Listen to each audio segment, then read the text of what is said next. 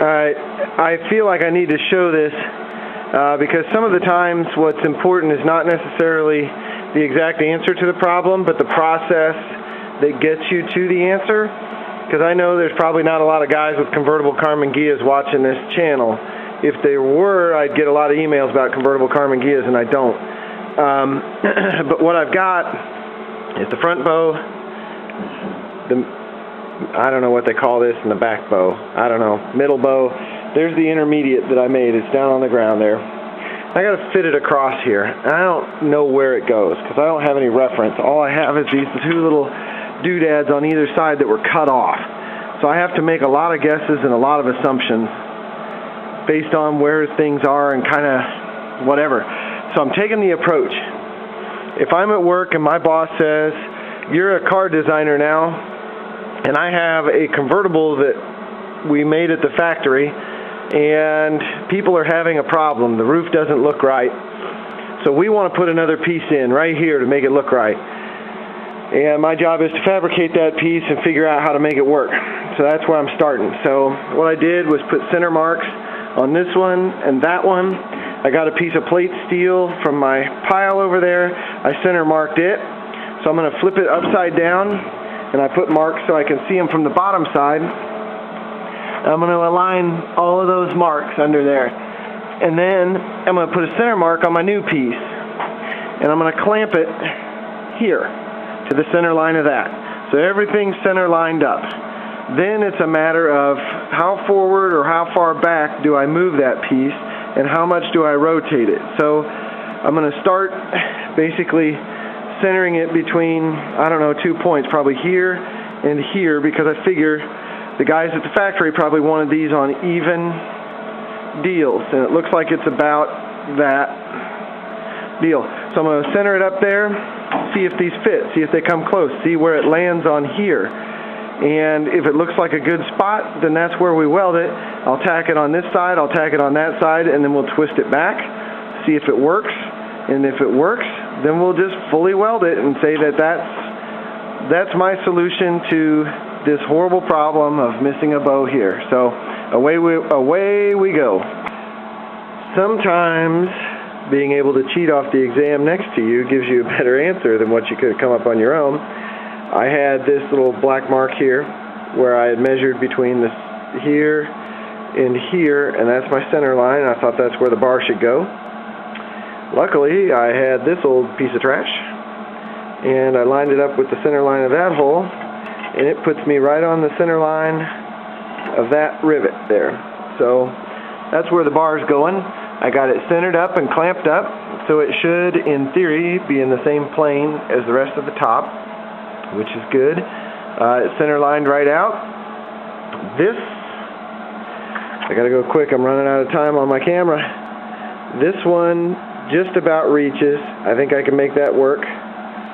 The one on the other side, they must have cut it short because there's a big ass blob of weld on the one we just looked at.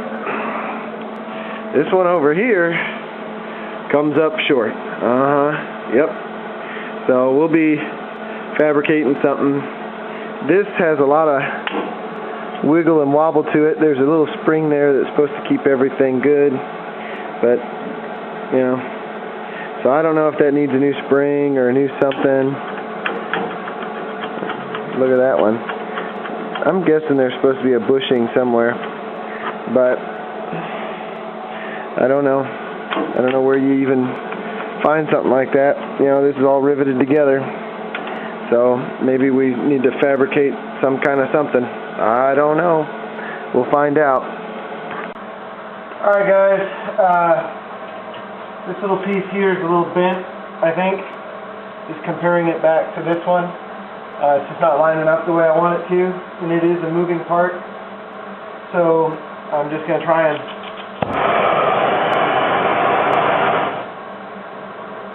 this will probably go out. This Smith torch is hard to control. There we go. So we're just going to heat it up and bend it just a little bit.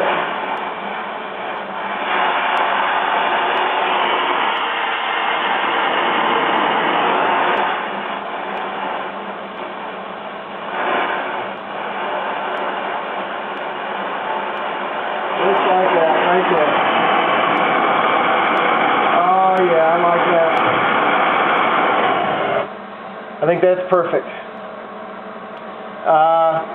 The Rick fix was on talking about rusted bolts. Rick, you don't need a torch to do that. You just need one of those benzo bottles or a MAP gas bottle. You should be able to get them. I don't know what you have there in Canada, but Home Depot's got them here. Usually a MAP gas. MAP gas is okay. You can do it with benzo, ain't no problem. Just one little tube and a torch end. Seems like they're 20 bucks maybe. But that's enough. You just got to heat that rust up, and you'll be surprised how fast that bolt will back out of there, man. 6 weeks with or 6 days with a bunch of brake fluid and stuff like that, it's fine, but heat is the answer when it comes to frozen bolts. And that little $20 gadget will probably save you $100 or whatever that was to buy the new one. Pretty sure. As long as you aren't melting your rubber parts, that's the only important thing, and aren't lighting stuff on fire. I've got this bent. I bent it 2 or 3 different times. There's a kink way back here at the rivet, and I thought maybe that was factory. Then again, went back to this old piece right here, and it was nice and straight. So I straightened out that kink. What happened is they cut this thing off. I'm guessing somebody sat on it, so they just cut it off, took it out. And then this little piece has flopped around in this top for probably 30 years, and it would get caught underneath other things and bent. I remember having trouble one time flipping the top around and found this wedged under something. So it obviously took a lot of abuse. So I straightened it out as best I could, and then just kind of looking at this path going back, just making sure when this bar is welded to it, you know, this path coming back is clear, and then I think it'll sit, the bar will sit on there when it folds back. So just making sure all of that's clear and the bar's bent. I also sighted down from the front of the car, I sighted down all of this stuff, making sure these curves were the same as this new bar, the edge curves here, everything lines up, and this has got to, you know, kind of fall in that same line. So I had it set up here, and you know, everything looks good. So we are ready to weld this on. Away we go. Well, I say that.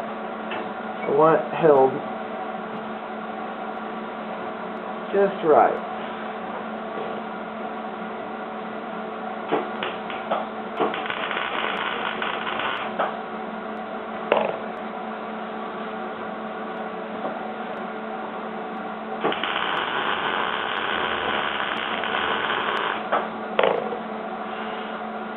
Okay, we're going to tack that.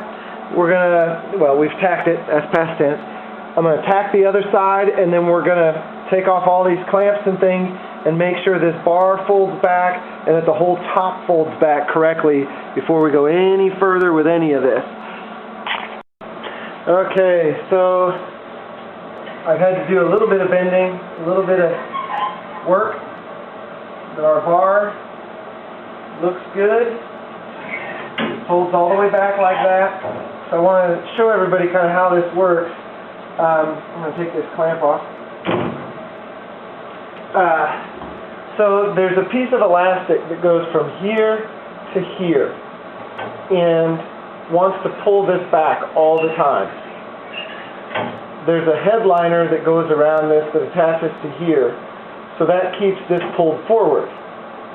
So what happens is when you open this top, there's a hinge right here. You'll see it when I open it. This will stay in the same spot until that hinge starts to move, and then this will move back slowly because of the elastic pulling it here, because this will start ruffling up in here. So I'm going to unhook this from both sides. Then I'll slowly show you how it does its thing here. So we'll unlatch this side. So this will start moving back. This first bow will touch down before this will start moving. So the first bow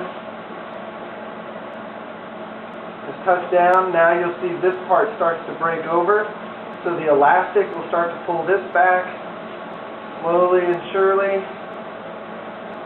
Then this all kind of sits down. That sits on there. This has to rotate in. then that sits all the way down and everything's good. It looks like all of our moving parts are performing and moving, nothing's binding.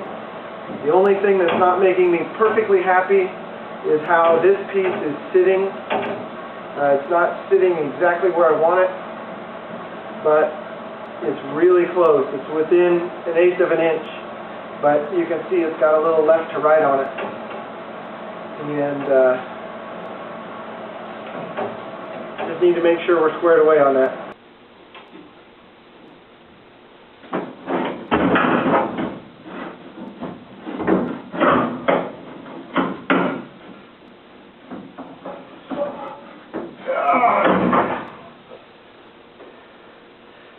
Get off of there.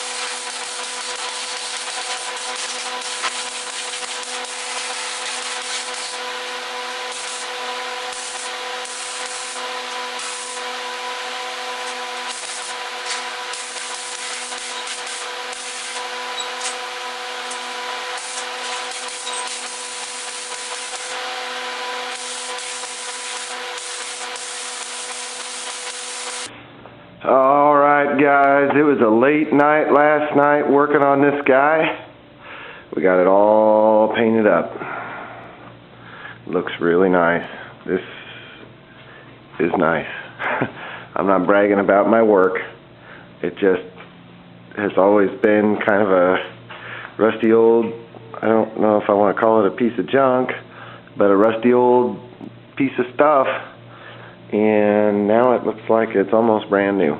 So I can't wait to get that put in the car. I don't know if we're going to do that today or not. We'll see. I'm going to need some help to do it because I don't want to scratch anything. And now that this has paint on it, I feel like I can scratch it real easily. So we'll see. Maybe Uncle Scott will come over today, or maybe my friend Damon. Put that together, but it looks really nice. I'm excited about that, that's for sure.